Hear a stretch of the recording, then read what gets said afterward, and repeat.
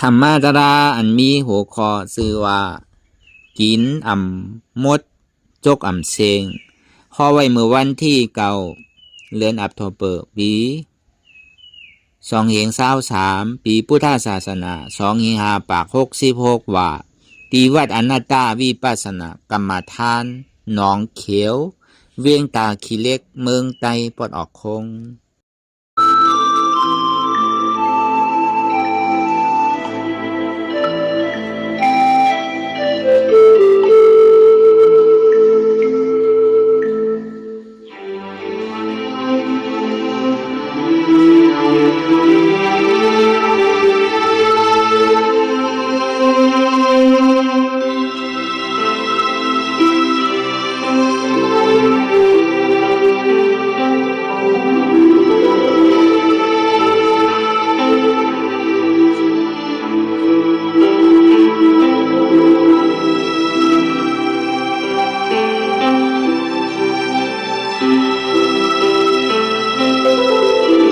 รายการนังอนัตตาวิปัสสนาภาวนาหานยอดธรรมอนัตตาในไหนวันดังสุดในก็เขานำขาไก่กุดขากว่าถ้าต่างขาซ้ายก็เลยอำนั้นขาซ้ายถ้าต่างขากว่าก็เลยมือสองขอต่างตักปยาไว้ตัวซื่อๆอย่ามีเคียงหน่ะอย่ามีหย่อนย่านหนักปยาไม่เหี้ยวรับหูเนื้อเปิดดูยานปิญญารับตาเนื้อปุตตะญาณปิญญาแยกโดยดีมโนวิญญาณธาตุใจที่อันหู้นั้นอันไหลเสียนั้นในที่มันพุทธบอกเกิดขึ้นเปลี่ยนมานั่นคือเอาหมอวางเปลี่ยนอนัตตาอะไรอ่อนทางเขาไปหันเจ็บไปหันทุกข้าไปปองใส่เนื้ออนัตตาโดยก็ด้วยดีลมเคยใส่เขาออกอ่อนตั้งเคยใส่เขายาวๆเคยใส่ออกยาวๆเคยใส่เขาลึกๆเคยใส่ออกลึกๆเข้าเกิดออกตายเข้าเป็นออกรูปปองเกิดเวียตายไหนอำเสว่าคือเขาตัวหลอกลายเรามีญาณตั้งหันสื่อใจญาณตั้งวนสื่อใจในหันสะพอที่มันอุเปิงไรเนี่ยเอาตั้งเดชสิโกต่อไปที่นั่นมีอะไรพองหล่ะในที่ว่าเป็นเฮามีเฮาที่ว่าอันเฮาเปิงพองอันใดนั่นป่นผีป่นเลินป่นวันมาต่อถึงมือเดียวแดกลายไข่เกิงมาอยู่กูมือกูกิ่งกูข้าวยามใครเท่าก็เท่ามาใครเป็นก็เป็นมาใครตายก็ติดได้ตายนะก่อนนั้นแหละกินขาข้าวยามมันนั่นอันวันน้ำมาเนี่ยมันมีมันจำมามันปอดมามันจำผังมาลอยก่อนนั้นแหละขับผ่านพอยามเดี๋ยวท่านให้อาสาคนเนี่ยอยู่ในบอกกระหือ70 80 90ก็วันนั้นแหละคือเขาก็หันป่องเสียงแรงใสลองตั้งสมัยกาตระเขามีลองตั้งเท้าเป็นธรรมละเขาป้นตั้งเท้าไรเขามีลองตั้งเจ็บตั้งใหม่เป็นธรรมละเขาป้นลองตั้งเจ็บตั้งใหม่ไรเขามีลองตั้งกายเป็นธรรมละเขาป้นลองตั้งกายไรเขามีลองตั้งผัดยานมีลองตั้งทมยาก่อนมีลองตั้งผัดยานเป็นธรรมละเขาป้นไรลองตั้งผัดยานไรเขามีกรรมเป็นเสื้อเป็นพันมันกรรมดีเลยกรรมให้เฮ็ดดีไรดีให้ได้ไรให้เฮ็ดอะไรไหวในก่อนมันติมหายก่อตั้งไรตีได้คำตีได้จำพวกเฮ็ดให้ก็ตีได้คำพวกเฮ็ดดีก็ตีได้จำแล้วก่อนนั้นเนี่ยอันเขาไม่กันวิปัสสนาเนี่ยมันอยู่เนื้อดีพื้นฐานเนี่ยมันจึงดีไว้เดียวเวลาพอมันแหลนอยู่เนื้อดีเนี่ยก็มันแค่ดีหาดีว่ามีดีมังเจอเนี่ยมันหมอเสียงดีในโลกาเนี่ยดีในโลกุตระเนี่ยดีเอาดีแท้มันเสียงอีกบอกต่อถึงว่าถึงนี้การดีกัดเย็นเท่าวันดีในโลกุตระดีในโลกาเนี่ยหมอเสียงนั่นต่อว่าก็ใจบอกดีเลยเสียดีในโลกุตระเนี่ยหมอเสียงว่าเพราะวันนั้นแต่เขาติดใครเลือกเอาอันไรที่เหตุการณ์เบิกห้าที่เหตุการณ์ดีในโลกาห้าที่เหตุการณ์ดีในโลกุตระห้าเพราะเหตุในการดีอากุโส เหตุการณ์เมืองเนี่ยก็มันถึงเฮ็ดง่ายแล้วการเมืองเนี่ยสอนก็มันถึงหู้อันนั้นมันเหตุการณ์จะดีกว่าเป็นอภิสิภูมิถ้าคนเลือกเอาเวลามันเฮ็ดง่ายเสียได้เนี่ยก็โกนเนี่ยก็ซ้ำเจอเฮ็ดกันนำลองตั้งเบอร์ลองตั้งดีเนี่ยมันก็เจอเฮ็ดกันนำนะลองว่นดีลาดดีเฮ็ดดีซะนะลองใส่ว่นดีมันนอตุจะเลิก3ว่าจีตุจะเลิก4เนี่ยลองลาดดีก็ใกล้ลาดเอาที่ก็ลองเฮ็ดดีเนี่ยก็มันทำเจอเฮ็ดที่ก็ลองใส่ว่นดี3เปิ้นให้เปียงล่ะหันเปิ้นมีควายเปิ้นใครของเปิ้นก็ใน2มาเนี่ยเป็นใจต่อซาเป็นใจหลีใครเปิ้นดูเปิ้นซุ่มใครเปิ้นตายนั่นแหละ3มายิ้มย้ำทิศยิ้มย้ำตลาดทิศเฮ็ดหลีใดหลีมีให้ได้ใดให้มีสตว่าทั้งหมดทั้งสิ้นเนี่ยมันกึ่งเธอเป็นของโกนไงโกนตายเอาเป็นโกนไงสัตว์ตายเอาเป็นสัตว์ไงน่าลายว่ะนี่ปานว่ะเมืองผีเนี่ยเป็นเหรียญเท่าแก่เนี่ยอันนี้ลองวนทิศลองลานพิษเนี่ยลานพิษมีอยู่4เปอร์ลองบอกลานเรียนลานรอก็มันพิษหนังเก่านั่นแต่ว่าลองลานหมอลานเนี่ยก็พิษอยู่หนังเก่าว่ะลองตั้งบนลองตั้งลานดำนี้มี4เปอร์ว่ะลานกำเป็ดกำแหลน1ว่ะ2มาลานกำค่าขายว่ะเอาก้อนตั้งในออกกับตั้งดอกเอาก้อนตั้งดอกเข้ามาตั้งในส่วนหนึ่งเป็นพิษกันอันใน2อันใน3มาเนี่ยลาดกำค่ายกำจามว่ะกำใจเสียงมันใจนั่นน่ะลาดจอมต่อซ่านั่นน่ะกำมันเนี่ยใจอยู่เวลาเสียงมันใจนั่นน่ะน้องว่ะตึงลาดก็ตึงใจล้ำนั่นน่ะมีอยู่ตัวใกล้มีอยู่ตรงเป็นไหนเฮือนนั่นวันไหนวันนั่นวันไหนวันนั่นใกล้มีอยู่ลาดกำให้กำจามนั่นน่ะก็ใน4มาเนี่ยลาดกำมีน้ำมีตัวอ่ะลาดเรียนลาดรอนั่นน่ะถูกที่ลาดเต้ก็มุติจำดีสูงนั่นน่ะลาดเรียนลาดรอนั่นน่ะเป็นลาดเต้ทำลาดเรียนก็เป็นลาดเรียนทำเอาเป็นเต้เช่นนั้นน่ะอันนี้ลองตั้งลาดดีมี3เปิด4เปิงว่ะก็ในลองตั้งเฮ็ดลำนี้ในมี3เปิงว่ะเอาตัวใจเปิ้นตาย1ลักเอาโคของเปิ้น2โคตรโผโคตรเมเปิ้น3ว่ะอันนี้ลองตั้งนี้เนี่ยมันมีอยู่10เปิงก็ในลองตั้งนี้เนี่ยก็สำคัญมีอยู่ทั้ง10เปิงนำเก่าลองตั้งกายสุจริตเนี่ยวจีสุจริต3มโนสุจริต3วจีสุจริต4กายสุจริต3ว่ะมโนสุจริต3มันว่านั่นหันเปิ้นมีก็มควายเปิ้นว่ะผมยอมเปิ้นว่ะ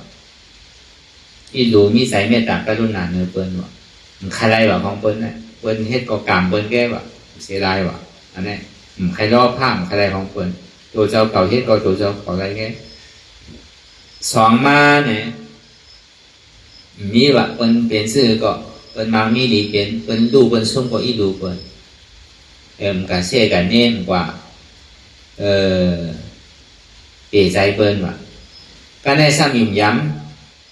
เฮ็ดดีเลยดีเฮ็ดให้เลยให้ไปเฮ็ดให้ก็ดีเลยให้ไปเฮ็ดดีเลยดีไปเฮ็ดมือก็ดีเลยให้ตั้งมือเจ้าเก่าแล้วไปเฮ็ดตั้งดีก็มีไผกินไผย่าไผเก่าแล้ว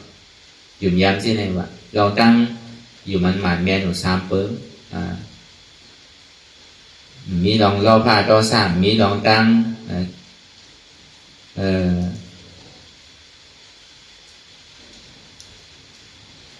มีศาสริยะก็เท่าว่าควายเปิ้นอันว่านาโรเปิ้นเนี่ยมีเนี่ยว่ะเนี่ยลองตั้งวนดี3เปิ้งลองตั้งลานดีอยู่4เปิ้งว่ะว่ากำ8กำเหรียญ1ว่ากำค่ากำขาย2ว่ากำให้กำจาม3ว่ากำเรียนกำรอ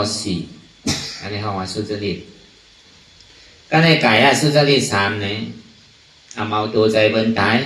รักเอาพวกกองเปิ้นโคตรโผโคตรเมเปิ้นเนี่ยมันก็ช่องขึ้นปีนขึ้นเรื่อยๆก็ลองตั้ง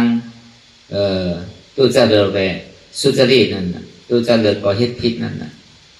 สุจริตก็เฮ็ดผิดนั่นน่ะเนี่ยมันมีเสียงตั้งเขากว่าเสียงตั้งอันนี้มันเป็นเสียงตั้งของคือโลกกัมภะเปิ้นเฮาว่าเป็นเสียงตั้งโลกะเสียงตั้งอกุศลและเสียงตั้งกุศลก็ในเสียงตั้งโลกุตระเสียงตั้งโลกุตระเนี่ยอันเฮามาอ่อนกันนี่ให้ดูจ้างตื้อกรรมหมู่พ้องยามเหมือนเดิมเนี่ยลองตั้งเสียงตั้งโลกุตระลองตามหน้าศีลลองตั้งสมถะวิปัสสนาป้าของหมดลองปัญญาศีลสมาธิก็ป้าหมดเป็นอนุโลมปริโลมของเส้นเวลาในโลกานั่นเนี่ยก็มีอยู่ตามหน้าศีลสมถะนี่ก็มีอยู่มันเป็นพื้นฐานของมันลองดูลองตั้งลองเอาศีลกรรมศีลเนี่ยก็มีอยู่ลองเส้นตั้งโลกีเวลาเส้นตั้งโลกุตระนั่นเนี่ยก็มีอยู่ตามหน้าศีลสมถะวิปัสสนาอันนี้เป็นเสียงตั้งโลกุตระตาหน้าซื่อละสมิตาหน้าซื่อละเฮาบ่รู้กูว่านั่นน่ะตาหน้าเฮานั่น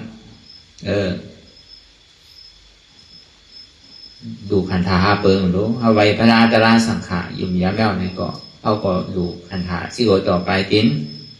เอายกรูปันพระเอายกรูปันตระเอายกรูปันสังขารรู้อย่าไปดูแล้วเอาขึ้นน่ะ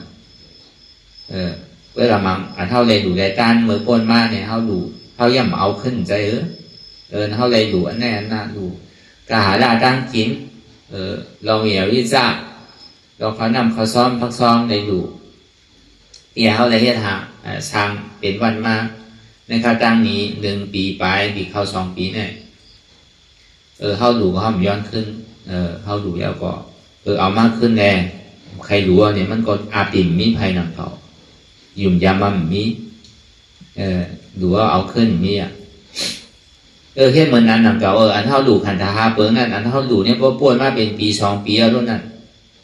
เขาย่ำกับคุกจะแรงมาพอเขาดูทั้งว่าเขาก็ลืมมาคือมันเพราะว่าลองตั้งดูขันธาเนี่ยพอลืมเหมือนที่นั้นเนี่ยอโลหะดีว่ามันมีมันหลัวมันได้นำแมตเต้นั่นได้ยตนาแก้วแมต3 เปิงไพ่จะหิมไรลองตั้งดูอันกันอันนี้เนี่ยสมมติลองต่างหน้าเตียนเท่าดูเนี่ยอันดีใครว่าเนี่ยดูลองตั้งปรมาถมันจะว่าดูเรียนรอเลยเขามีโอกาสโค้ของเงินคำดูโอกาสเขาในสังเอาตัวเขาเฮ็ดเรียนดูกายกุศลในสังเอาโซ่เขาลาแดงจากส่วนเปิ่นคือเปิ่นก็เลยผู้เลยหันเลยอยู่เลยสังใจเขาสมุมโซ่มานุโมตนาเอาเลยสังใช่ไหมอันนี้มันยังตื้อว่าเป็นตั้งดูที่เป็นล้อเก้า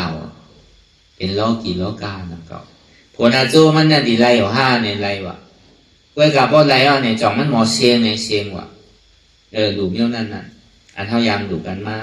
ให้สั่งมันมีเงินก็ดูเงินมีเงินก็เอาตัวดูมีตัวจะให้ตัวก็เอาซบลาดลาดก่อมได้ก็เอาใจจ้อมก็ยังมาเป็นกู้ส่วนหนังเก่านั่นเว้กับกู้ส่วนเมี่ยวนั่นไหนหมอเสียงวะ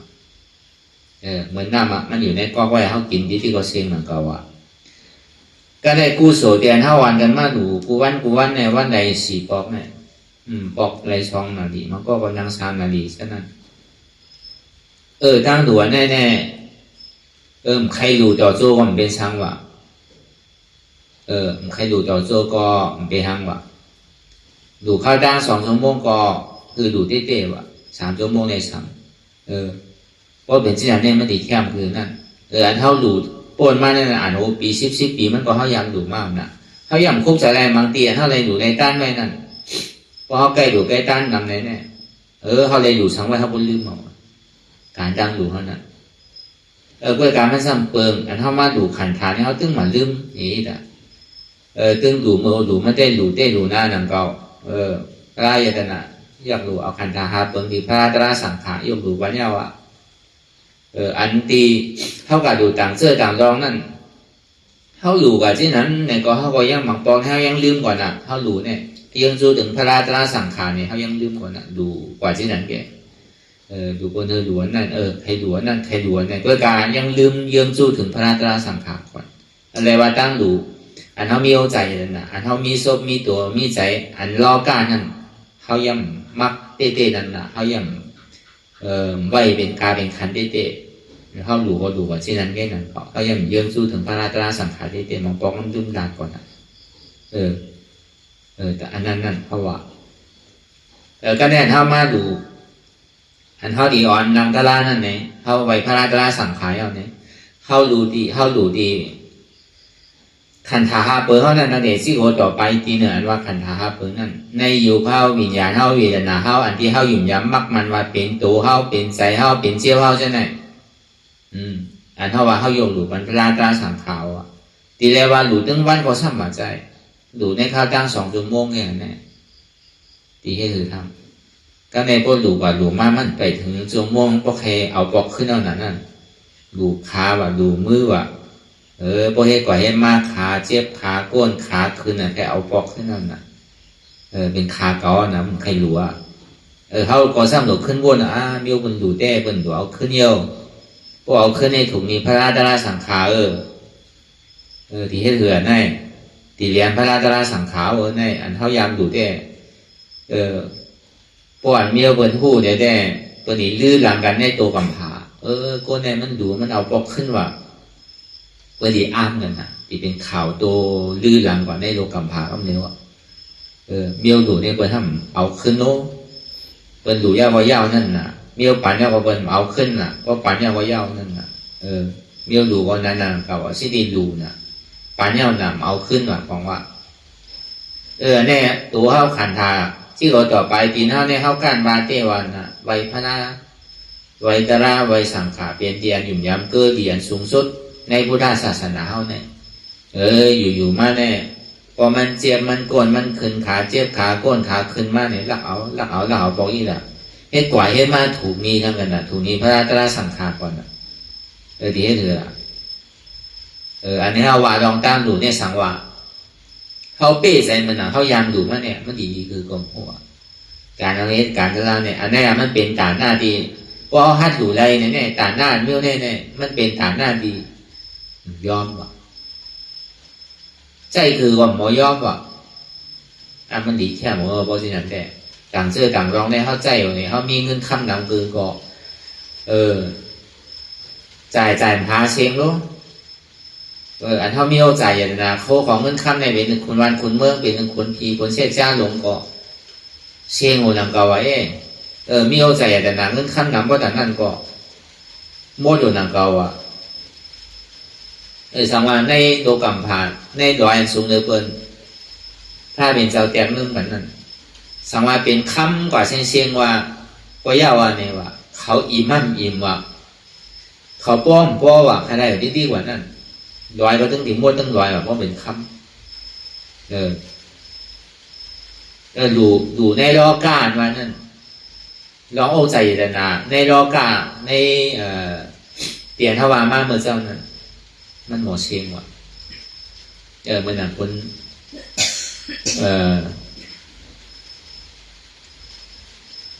ในเมืองผีเนี่ยมันยามมีน่ะคนผีเขาที่อันเมื่อก่อนตั้งพุทธาพระเป็นสาวไปป้องมานั่นอย่างคุณอินตะก้า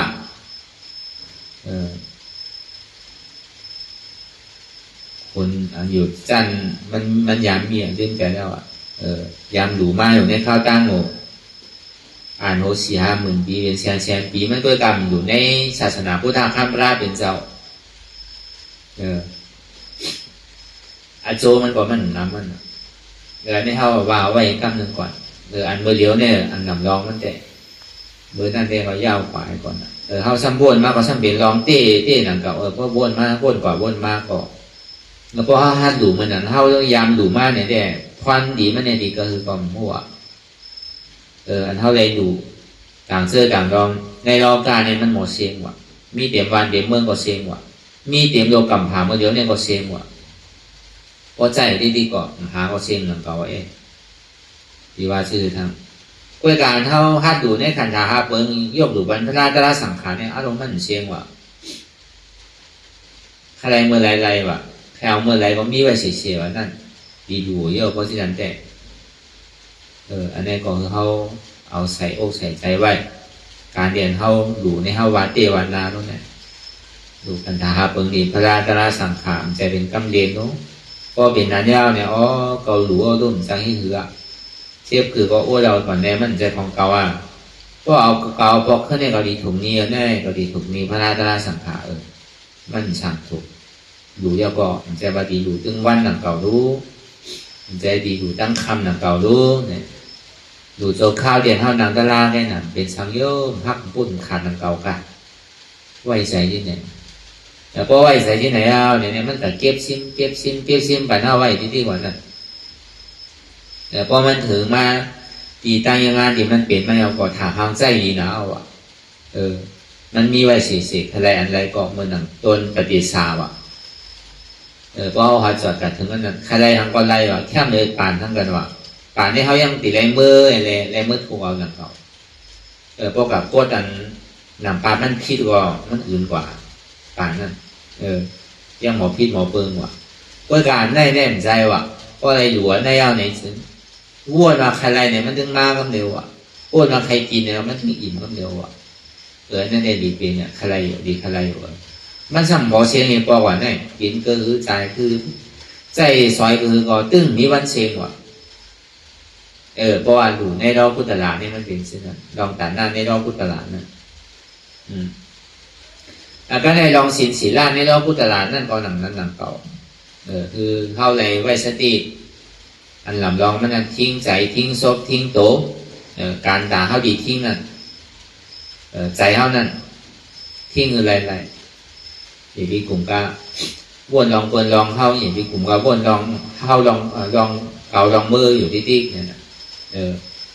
ชี้ตัวได้นะเมื่อเดี๋ยวทิ้งใจอย่างที่กระหันพิษเปิดใช่ไหมอย่างไรทิ้งใจทิ้งศพทิ้งโตอินเดียของเขาเนี่ยอย่างไรมีไว้เสีย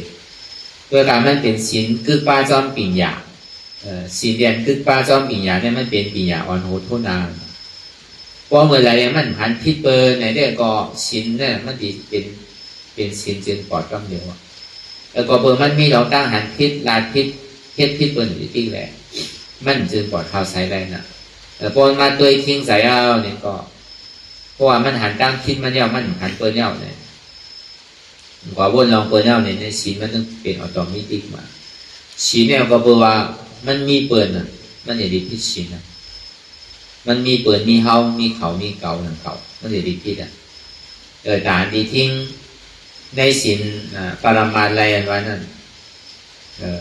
เนี่ยก็เป็นศีลปรมาเพราะอะไรศีลปรมาเนี่ยมันเป็นศีลวิสุทธิมันเป็นศีลเดียนมันขึ้นเพราะอะไรศีลนั้นได้มาเพราะถ้าว่าเป็นศีลวิสุทธิเพราะเป็นศีลวิสุทธิเนี่ยศีลเนี่ยเพราะว่าศีลโกนเนี่ยมันคือศีลโวศีลกายว่ะอันนี้เขาว่าเปิงแตกลองศีล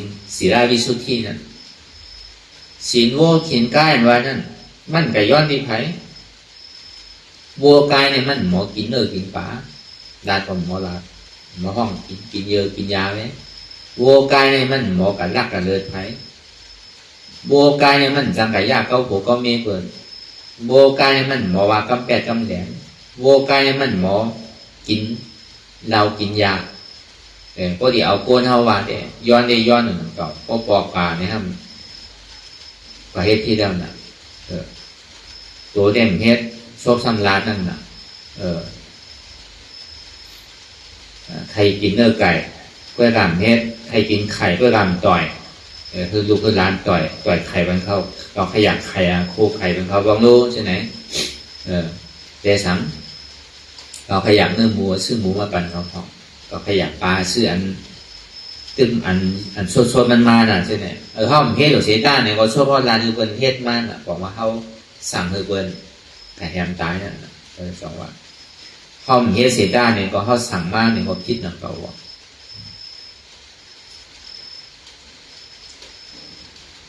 จองว่าศีลโกเนี่ยมันคือศีลโวศีลกายว่ะศีลโวศีลกายเนี่ยไม่เป็นศีลปกติมันน่ะมันหนูกับย้อนดีไรหนูกับย้อนดีวนเจ้าดีไรมันนึงมีหักมัน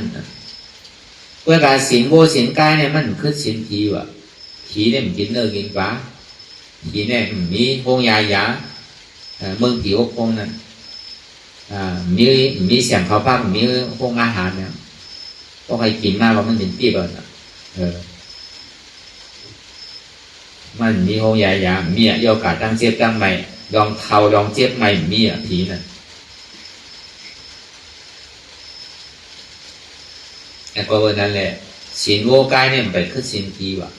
วัวกายเนี่ยมันเผามาบอกมันมือซ้ำตายังจังไก่เหยียบหมดปกมองแมงตายจังไก่เหยียบปูเหยียบปลาตายนั่นก็ว่ะวัวกายน่ะจังว่ามันคือสินผีแหละสินผีนั่นในซ้ำไปคือสินช้างว่ะผีเนี่ยคนผีหนึ่งเจ้ามีนั่งผีหาปากมีนั่งผีหาเหยงมีนั่งผีหาหมื่นใช่ไหมก็ในป้อใจหลังหันนั้นนั่งเพียนแค่เลยนั่งผีเจ้าเก่าเนี่ยก็มีอยู่นั่นเก่าว่ะบางทีนั่นพุ่งตะโคมเหมือนกันว่ะที่บางช่วงเนี่ยพุ่งเขาในแคบนะว่ะเงาคือเขาก็แรงนะว่ะที่อยู่ที่เช่าเขาก็แคบนะเขามีว่ะเพราะเป็นนั้นเนี่ยป้อใจกับจับทำโดยไรอุบเตอเมื่อผีนั่นเพราะว่าหันทางนี้เนี่ยป้อใจกับจับซ้ำกันย่างจุ่มนางผีเดียนอยู่จ้องคุณผีก็ในเนี่ยแบบคิดหนังเขานะคิดสินการไม่อยู่หนังเขานะก็วันนั้นเนี่ยมันยังตึงมีกามมากยังบอกคิดลูกคิดมีวันหนังเขาว่ะก็ในสินผีเนี่ยมันคือสินช้างซึ่งละช้างเนี่ยมันมีผู้หญิงผู้ชายช้างเนี่ยมันเป็นสินแปดแล้วนะมีอภิธรรมจาริยาเนี่ยนะมันมีจาริพิษโปพิษเมบนมีช้างนะมันมีผู้หญิงผู้ชายอ่ะเราปงเหล่งมีผู้หญิงผู้ชายเวลาสัมตึงมีอาตาหมาหน้าว่ะมีผู้หญิงผู้ชายก็สินช้างเนี่ยไปคือสินอริยาวะสินอริยาเนี่ยเป็นศีลวิสุทธิวะมันนึกเป็นอดอมิติห้างมันก็วันนั้นสินนั้นเขาจ้างคือกรรมเนี่ยมันเป็นสินปรมัตถ์เพราะมันไหลมากแต่เขาวะมันเป็นสินศีลวิสุทธิทิ้งใจทิ้งศพทิ้งโตทิ้งใจอย่างเอามันก็เป้ใจเป้โตอะไรก็มันจังก็หาตั้งคิดไปมันก็เป็นสินอดอมิติทางมันก็เหนียวก็ได้ลองสมถะสมาธิรู้เนี่ยมาสัมเพเป็นสามัญในสมถะสมาธิของวิปัสสนาเนี่ยมันเป็นสมาธิดีตาดีจอยแถมแห้งปิ่งยาคือมันเกิดขึ้นตาดีจอยแถมแห้งปิ่งยาคือเกิดขึ้นชื่อหลักสมาวายามะตั้งคัดใจหมั่นแมนในข้าวตั้ง2 ชั่วโมงเนี่ยเป็นหนึ่งก็ยาวก็ก่อนนั่งวางก็ยาวก็ติมพื้นหนึ่งโต้งค่ายพื้นกว่าพื้นมาในห้องว่าสมาวายามะ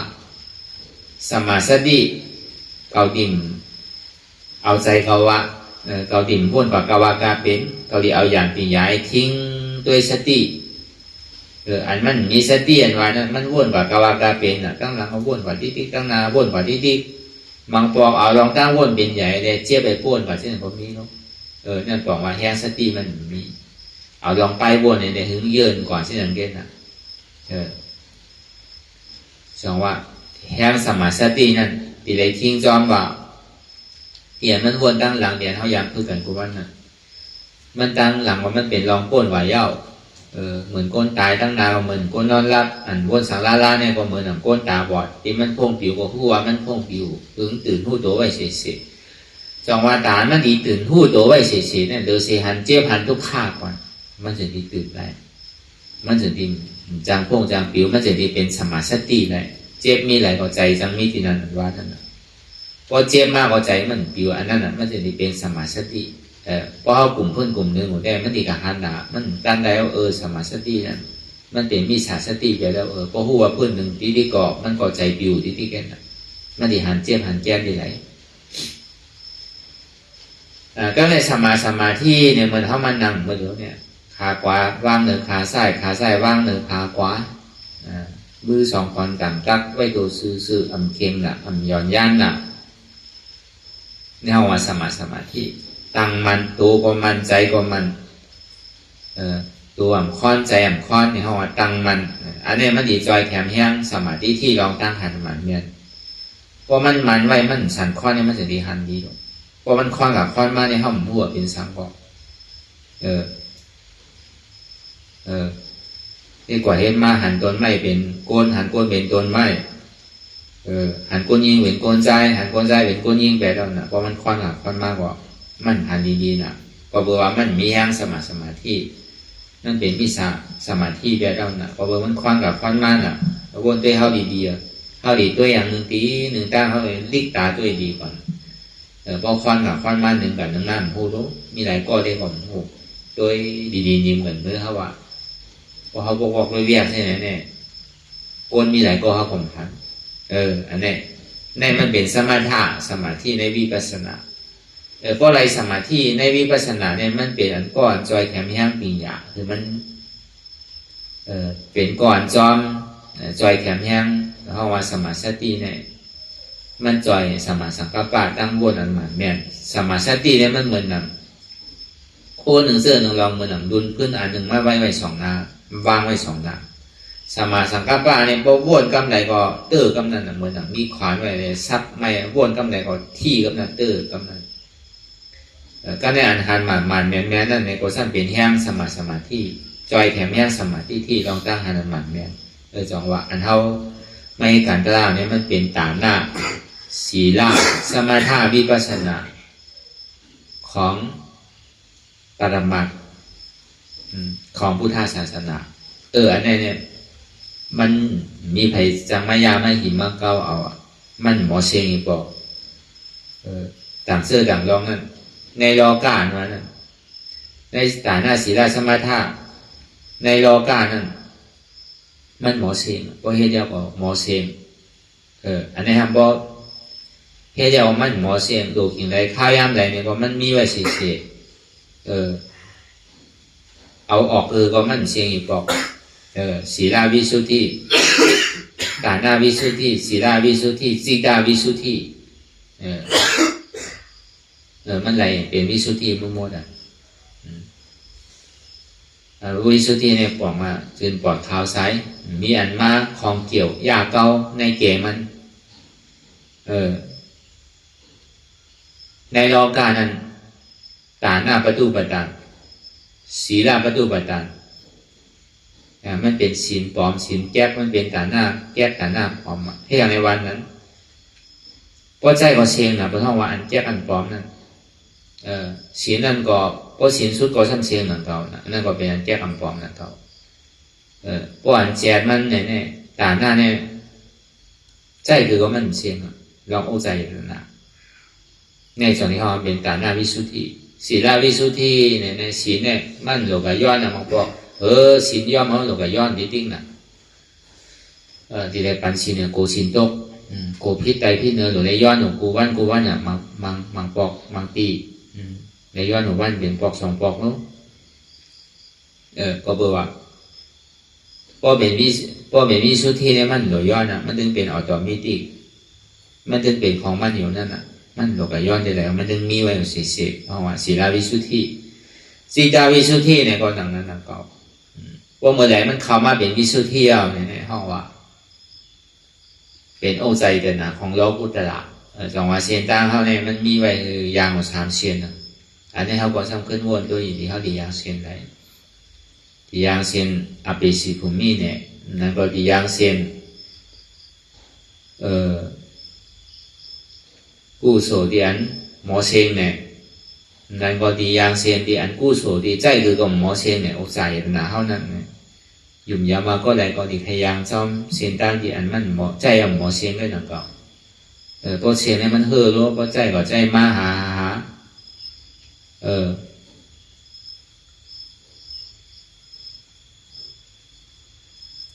ใจมาหาเขาเสียงนั่นน่ะหาอยู่ซ้ำใจเขาซ้ำซ่าหนักก็ว่าก็การอันวิสุทธิในใจก็คือได้หาปองเหลียวไว้ว่ะปองมาที่นั้นน่ะมันเปิดมาที่นั้นหาได้หาปองเหลียวไว้เพราะว่ามันไหลมายาวเนี่ยใจคือก็มันเชี่ยงว่ะพอหัดจุนหัดขาวางเตะหัดดูไว้พอหัดดูแล้วเนี่ยก็พอดูพอมันไหลมาเดียวเนี่ยก็พอดูย่อมเอาขึ้นแล้วว่ะพอดูย่อมเอาขึ้นแล้วเนี่ยใกล้ให้อยู่ที่ในเสียนั่นแหละใจคือใจมันโมเสียงว่ะมันถึงโมเสียงอีกบอกว่าอย่างกล้วยกะอันที่ว่ามันเป็นโลกะโมเสียงว่ะ จ่ายอยู่ที่เตี้ยมหาเขาเซียงว่ะหาอยู่ซ้ำบ่จ่ายก็ซ้ำซ่าหนังเก่าว่ะมันก็มีอยู่น่ะกาเปิดมือพระเป็นเจ้าน่ะเป็นสัตเทหลงป้อมยอมกินทางอ่ะมันเป็นอากุศลที่ไรให้ไว้หนังเก่าอ่ะมีเงินเอาจากพวกของเงินคำนะก็แต่นั้นก็ยอมกินว่ะก็ในการหันเป็นกินอันเขา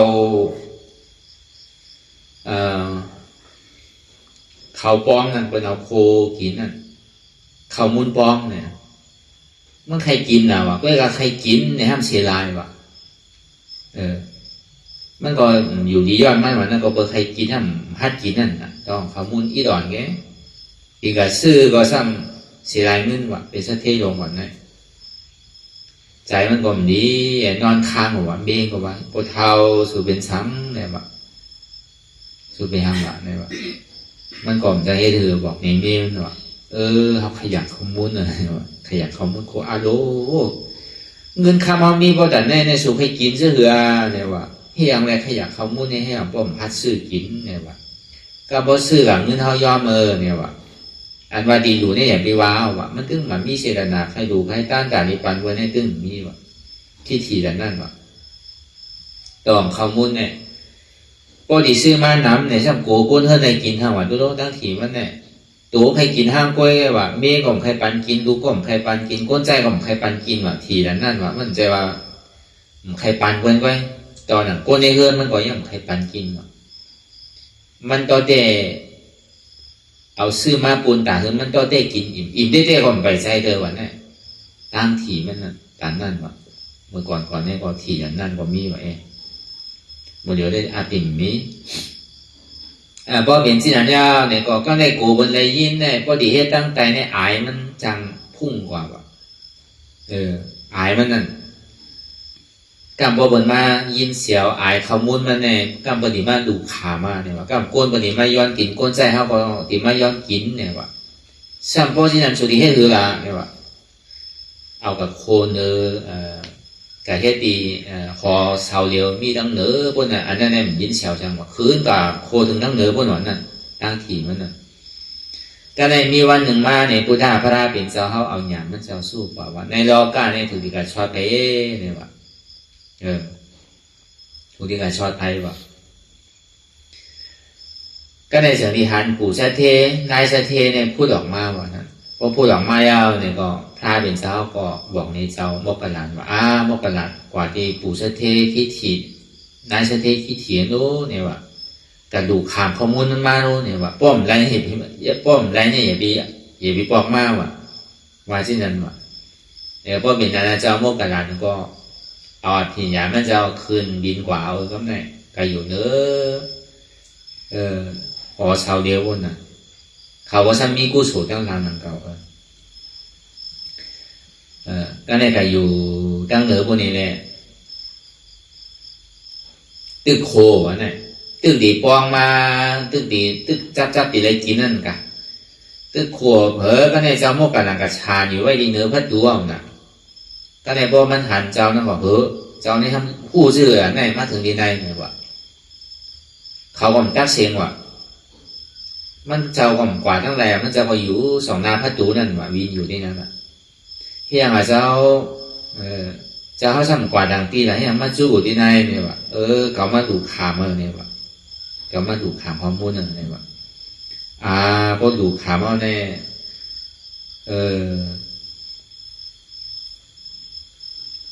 มันตัวเตะเฮ็ดอินไงว่ะมันปอกินเนี่ยว่ะมันตาก็เหลียวไว้ได้เนี่ยว่ะก็เหลียวก็ดีเอาเนี่ยว่ะเจ้ามุกลานว่ะมันก่อนจะเฮ็ดชื่อว่ะก็มันขยับกันนั่นกันเรือก็ดีปันอีกหนึ่งกันเนี่ยว่ะตัวเตะยักปันอีกหนึ่งว่ะก็ในถึงดีเจตนามันมีน่ะมันว่าใครรู้ว่ะเนี่ยมันใครดูอ่ะดูก็ดูไว้เนี่ยว่ะมือดูเนี่ยว่าซื้อก็ถอมว่าน่ะเจ้ามุกลานให้ดึงย้อมมือดูอ่านหนาก็ดวงมากน่ะป้อมไรมาเนี่ยดีมากดูขาเมืองก็ไรเนี่ยก็ในพอเอจิเนี่ยพอบีดปันอีเนี่ยพอเข้าอ่ะแนะนำมันซ้ำมันนำขึ้นใหญ่ขึ้นนิดดีกว่าข้อมูลมันนั่นนำว่าเฮสินั่นว่ะก็เนี่ยมันก็ดีอาร์มคนเอารู้แต่เนี่ยแต่เดี๋ยวนี้มันใจธรรมะล่าเนี่ยจือก็ ก็เนี่ยมันก็ศรัทธาก็ในข้อมูลเนี่ยเอาใส่คือตีเต้มันหมอกรนึงได้น่ะเนี่ยพอมันก่อนยาวเนี่ยพอเอาใส่ก่อนเนี่ยซ้ำใหญ่ขึ้นนี่ตีกันเลยคือก็มันคือแล้ววันนั้นพอวันนี้สู้อย่าพี่ใส่เลยเนี่ยแต่ตอนนั้นมันเป็นพุ่งตะโคที่นั่นก็ยังตึกเสียรายจ้อมหัวนั่นตั้งถีมันนั่นกว่ามันจำซื้อเหลือมันก็ว่างใจดูม้วนเลยแล้วห้องดูกินเนี่ยพอเป็นนั้นก็สั่งถูกว่ามันจะดีเอาเขาโปเม่เนี่ยกว่าว่าถึงดีตามดีพระเป็นสาวเอาพุ่งตะโคมันจะผ่านเมื่อก็เขามูลในตัวเตมันตาโกนหนึ่งก็ในพุ่งตะโคพระเป็นสาวในสังขายาห้าดีอยู่ในว่าในกินอย่างเสียงว่าในซุ้มมันเสียงว่าเขามูลนั่นในซุ้มกูป้าว่าอันในซุ้มเนี่ยมีว่าตีเต้เขามูลมันตาก็เดียวกัน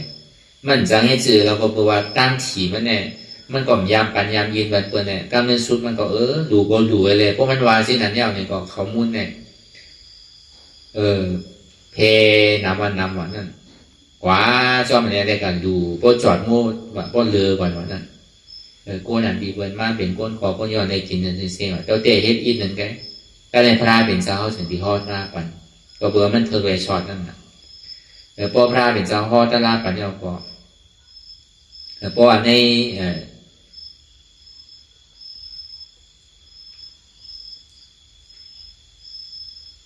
พอฮอตลาปัญญาเขาโพเมเนี่ยโตเป็นอริยชอบตาปานกว่า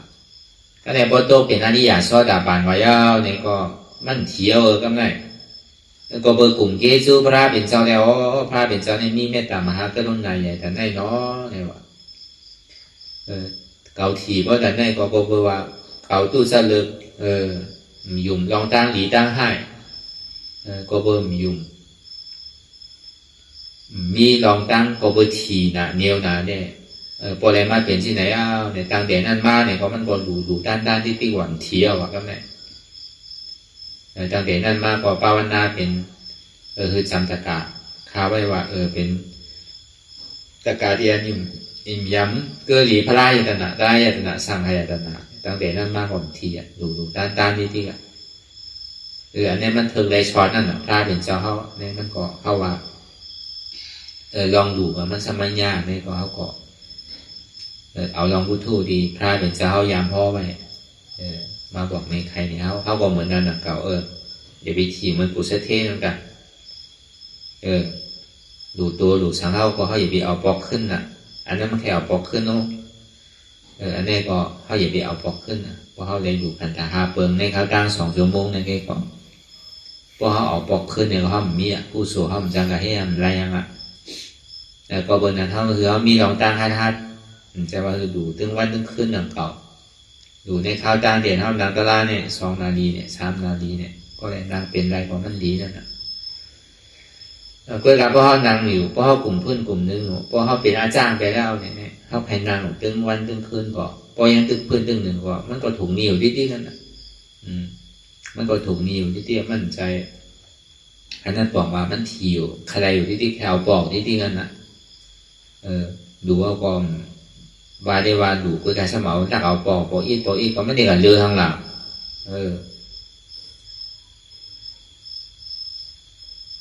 มันก็มีอย่างซ้ำถูกนี้ทั้งก่อนเพราะเขาไว้ใจที่นั้นเนี่ยเพราะเขาดูเต้อยู่ในรอบพุทธราเต้เนี่ยก็เขาก็ดีได้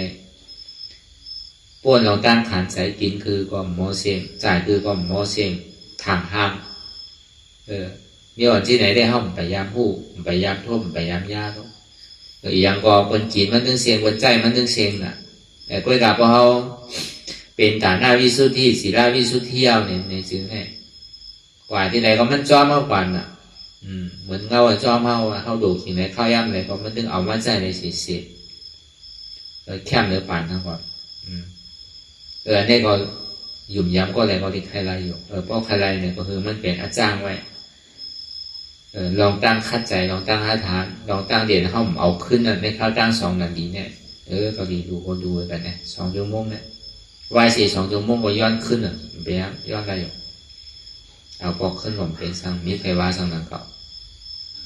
เอาว่าดูต่อโจ้นังเก่าพอมาวนด้วยที่ไหนดีในซึ่ง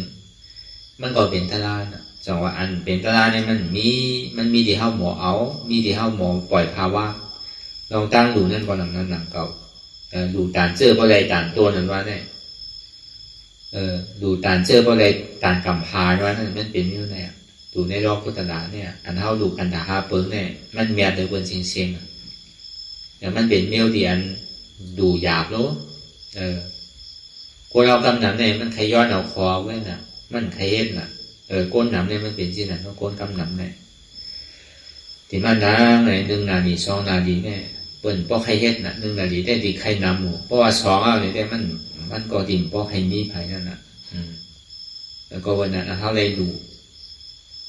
ว่าได้เป็น3 ปอก 4 ปอกเนี่ยก็ห้ามพานทำเก่าเกิดมาก็ห้ามลากเอาขึ้นได้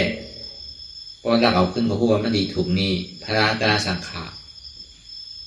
ตีได้มันสายแจ้นขึ้นนั่นแหละ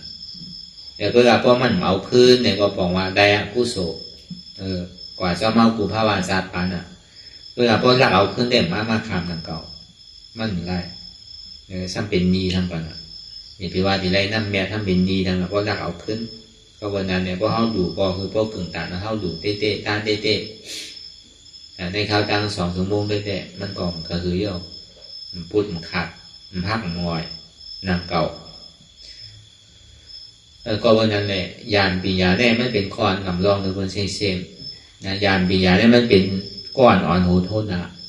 พอมียานปีญาเอาเนี่ย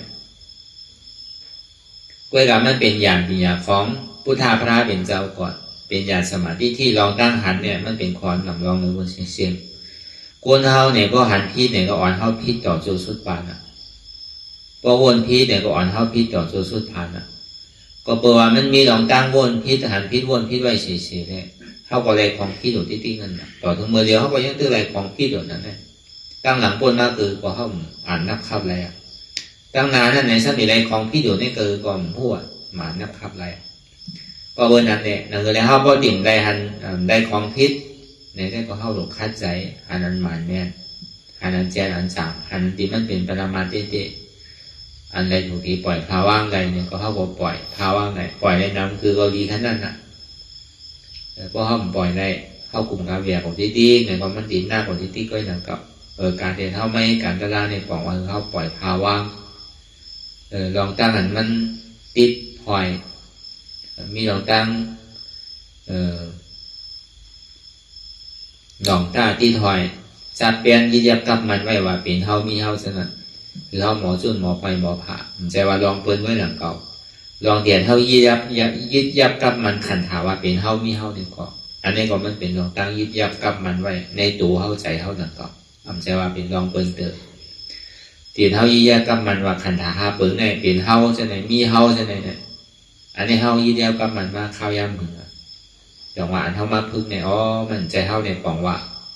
โอ้ดูเงาพึ่งมันเนี่ยก็อันมันใจเฮาในย้อนเบอร์สังละเฮาดูปานเนี่ยโจเข้าน่ะอันนี้ก็มันเป็นเครื่องตาดีให้เฮาถอดถอนให้เฮาหมอไว้วางใส่เลยก็ดูว่ารู้เต้กันนั่นได้เนี่ยก็อันนี้ก็เป็นแห้งใส่อันนึงตาดี UHF 已断开ตาดีให้เฮามีลองตั้งห้าฐาน蓝牙模式 UHF 连接成功ตาดีให้เฮามีลองตั้งห้าฐานตัวตอนลองตั้งคัดใจลองตั้งวิปัสสนาเป็นเสียงดังเตียนใจก็คือหมอเสียงมีไว้ปันเฮาไว้เสียเฮ็ดปอกหนึ่งเดียวก่อบ่ไหลมาเยาวก่อที่ได้ใจต่อโจสุดปานใจคือก็ติ่มหมอยอมเนี่ยอันนี้ก็อิ่มยำว่าก็เลยก็ปีใครยางซ้อมเสียงตั้งอันนี้ก็หนักก็เวกะขยอยางซ้อมเสียงตั้งอันนี้ในเสียงตั้งอันนี้ก็เขาหลวฮัดจุนเตียนเขามีไว้เขามีสังเอาไปเดียวเนี่ยอาลาเขาเนี่ยมันมีขันธาหาเปิงแต่ว่าเขามีโอใจแต่หนังเงินคำนำนานเนี่ยก็มันมีหนังเก่าอันเขามีกามีขันอันเขามีการมีขันบนดาตัวเขานั้นอันเท่าไรมาขันธาหาเปิงมีหูดีตาลีอันนี้เป็นการขันใหญ่เพราะเขาหมอเอากว่าในก็มันดีปันพรดีเขาตั้งอนาคาตั้งหนาเพราะเขาเอาหมอเฮ็ดปันมันเนี่ยเขาไหลไม่เอาเนี่ยอารามเนี่ยหรือเขาซ้ำกับเฮ็ดพิษกับถุงนี้ถูกชิ้นเวินเอาใจการมีการใจมึงมด ใจให้มันถูกน้ำถูกไล่มันเนี่ยก็มันดีถูกนิ้วต่อโจสุดปานผมก็โดเกิดมาพ่ออาจารย์ปานได้ก็โดใช้นิ้วที่ก็หามือกัดเย็นมีมันโดเพื่อมอยโดเลยลองตั้งอยากฝึกคันใจโดเลยเฮ็ดไรหาวตึงปีตึงโจตึงพ่ออาโจปานตั้งศาสนายาวนั้นจะไหนเพราะว่านั้นแหละการนั้นตานเท่าดีให้รอพุทธละเนี่ยมันเป็นสิ่งนั้นแต่พออะไรมาผู้หันถึงป่องแสงแรงแสงมายาวนี่ก็อาโจมันส่งผลอาโจมันมาดีกว่าหาดีว่ามันนี้ต่อโจสุดปันต่อถึงพระวาชันนะเรานึกสุดมาหอถึงมีป่านดีก็เย็นในเกาะตาดีปอกขึ้นดังหลังในมันดิมมีทางยาวเนี่ยพอเขาหันในได้ได้เขาก็ใครเฮ็ดคือมันก็ป้วนกับหึงยาวๆตีเต้ๆมันก็การมันก็มีรองตั้งหยุ่มพองมันได้เป็นที่ไหนเมื่อมีรองตั้งแห้งใส่ในก็ใครเฮ็ดอยู่ก็เราพอแห้งใส่ตรงมาเนี่ยก็ทำใครเฮ็ดที่ไหนมันก็เป็นทุกอย่างของมันกิเลสเนี่ยก็บอกว่ามันนำเลยเสียการต่างๆเขาดินหมอวนว่างนั่นน่ะกิเลสเนี่ยมันนำเรือแล้วก็วันนั้นแหละพอเบอร์มันนำซึ่งนั้นแหละเขาจะได้มาขาโตขาใจนั่นเลยเจ็บที่เกิดขึ้นไว้นั่นเลยทุกข้าเนี่ยมันที่เกิดขึ้นไว้เนี่ยใจเขาถึงดินยิ้มไว้ห้อมหนูกว่าคือแต่ดีกว่าซอขามันจอกในเจ๋งในกว่าหาทำในผู้ในมันรู้น่ะเท่านั้นลอกไล่เตียนเท่านั้นตืดมันมาหาเขาตีเดียวใครมาของมาเข้าคว่ำแบบนี้ปล่อยภาวะต่อสู้กับมันได้เสียเนี่ยนี่มันเป็นลอกไล่ตีง่ายเยอะกว่าไว้ก็กะดีเลยเยอะนิดนึงลองเจี๊ยบลองเสียบลองไม้เนี่ยมันก็ตีหัวมันตีน้ำเวลามันน้ำการหื้อเนี่ยก็มันมีวันสุดนะก็มันเกิดขึ้นต่างเย้าลูกกว่าไม่นานก็เหมือนยามนั่นเหมือนเขาปล่อยดอกไฟขึ้นต้องฟ้านั่นน่ะพอยามมันสุดก็ตกนั่นก็เหมือนตาวันน่ะพกขึ้นหัวมีตกมันเนี่ยอะไรที่อยู่ทวารามันกึ้มไหลพอมีเราตั้งหยิบย้ำที่ไหนมันกึ้มเอาในซึ้งเนี่ยลองอันวายหยาบเนี่ยมันถึงมี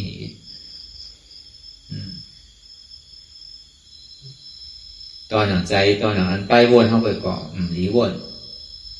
ลองอันหยาบหนาดูคานใจหนาดูเนี่ยอย่าดีกับวน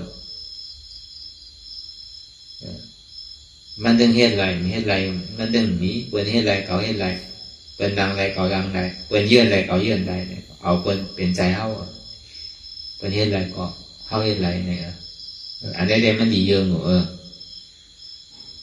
แต่เยื่ออันเปิดเพื่อนไรเก่าเพื่อนไรนั่นเต็มดีเปิดลูกไรเก่าลูกไรนั่นเต็มดีเยื่อเมี้ยวนั่นแต่มันโดยเยื่อตั้งคัดใจตั้งเยื่ออันนี้จะเป็นดีอันดีก็เยอะอันดีอันเยอะเนี่ยมันดีเยอะจะว่าเยอะแบบผู้เชื่อผู้ดองใจนะแล้วก็วันนั้นเนี่ยเอาอย่างดียาววนดีวนยาวเข้ายามหึงอย่าไปว่าไพ่อย่าไปว่าเทิงอันเท่าหันเท่าวนอันเท่าวนเท่าหันหนึ่งเพ่งเก่งกันวนต่อถึงเจ็บนั่นพอสุดวนต่อถึงทุกข้าพอสุดถ้าต่อถึงอัตตาพอตัวพูดขาดกว่าหันอยู่หู้อยู่ยอมหับวางเป็นอนัตตาหันเจ็บหู้เจ็บหับเจ็บหันทุกข้าหู้ทุกข้าหับทุกข้าทำมีหันเจ็บทำมีหันทุกข้าทำมีหันเจ็บแก้ตรงต่อเนสันทำมีหันว่าอ่ำใจโหเกาขาเกามือเกาโตเกาทำใจคู่ว่ามันเป็นอนัตตาพูดบอกมาดีตัวอ่ำใจโตเกา